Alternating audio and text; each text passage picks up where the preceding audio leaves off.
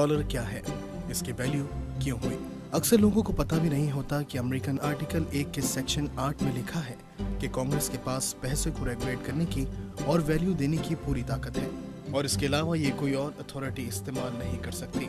इस कॉइन और paper money की कितनी वैल्यू है वो कांग्रेस ही डिसाइड करती है। बहुत से कॉन्स्टिट्यूशनल ऑफिसर इस कांग्रेस के रुकन भी थे। इसी दौर में पेपर मनी का वजूद था।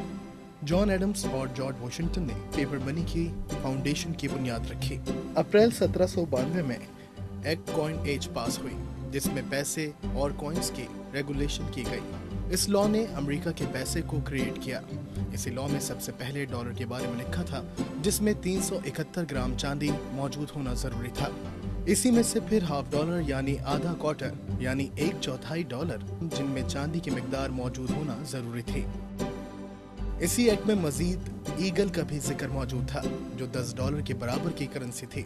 इसमें तकरीबन 250 ग्राम सोना मौजूद था। इसके अलावा हाफ और क्वार्टर ईगल भी मौजूद थे, जिसमें चांदी की जगह सोना मौजूद था।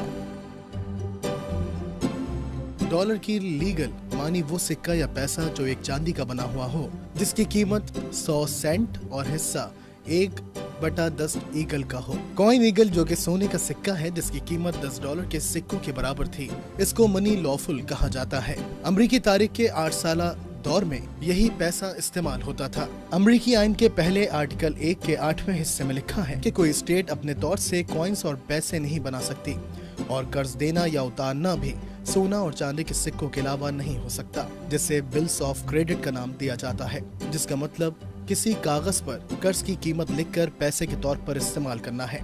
इस सिस्टम की वजह से बैंक लोन का रुझान भी कम था। इस सिस्टम को फ्रैक्शनल रिजर्व बैंकिंग भी कहा जाता है। आइन के इन्हीं दोनों आर्टिकल्स ने मिलकर सिस्टमैटिक मॉनेटरी सिस्टम क्रिएट किया, जो सिर्फ और सिर्फ सोने और चांदी के सिक्कों पर मबनी था, जिसे सिर्फ कांग्रेस ही मैनेज कर सकती थी। इस सिस्टम में मुल्क का सारा पैसा सब लोगों में बांट दिया जाता था और पैसे को चंद हाथों में महफूज नहीं रखा जाता था। फर्स्ट बैंक ऑफ यूएस, जो कि अमेरिका का पहला बैंक था, जिसे थॉमस जेफरसन के इख्तिलाफ करने के बावजूद वजूद में लाया गया, मगर 1811 में जेम्स मेडिसन ने इसी बैंक को दोबारा चलाया। दूसरा बैंक 1816 में वजूद में आया, जिसे एंड्रू जैक्सन ने बनाया था, जिसको अमेरिका के प्राइवेट बैंकिंग सिस्टम से शदीद नफरत थी। एंड्रू जैक्सन की तस्वीर अब तक 20 डॉलर के नोट पर मौजूद है और इसकी कवर पर आज तक आई बीट द बैंक यानी मैंने बैंकों को मात दी लिखा हुआ है।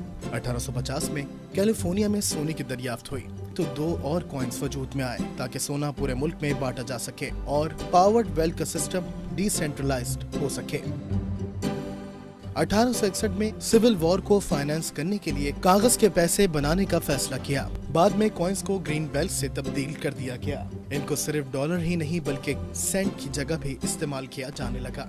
कागज के पैसे को कीमती बनाने के लिए इसको लीगल बाइंडिंग डॉक्यूमेंट कॉन्ट्रैक्ट की शक्ल देना जरूरी है, जिस पर लिखा गया एक एक लफ्ज बहुत मायने रखता था।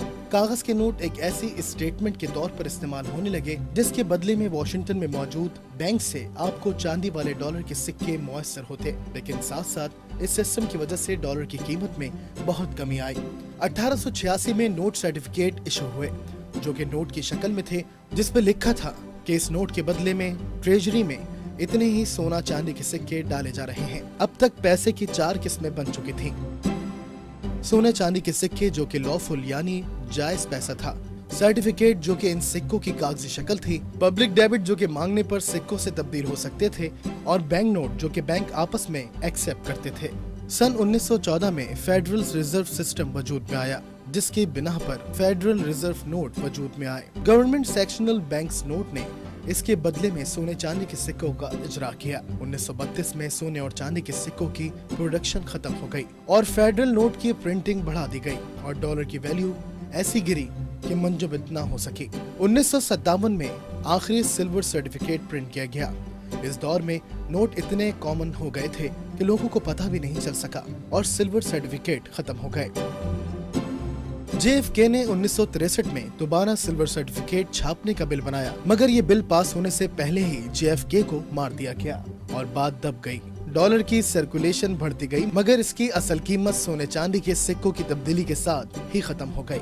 डॉलर, यूरो, यान, धर्म, दिनार तो आपस में मुशाहबत नहीं रखते लेकिन जिन खित्तों से ताल्लुक रखते हैं, इनकी माशी मुकाबलों के बायस ये करेंसियां भी दौड़ में शामिल मालूम होती हैं।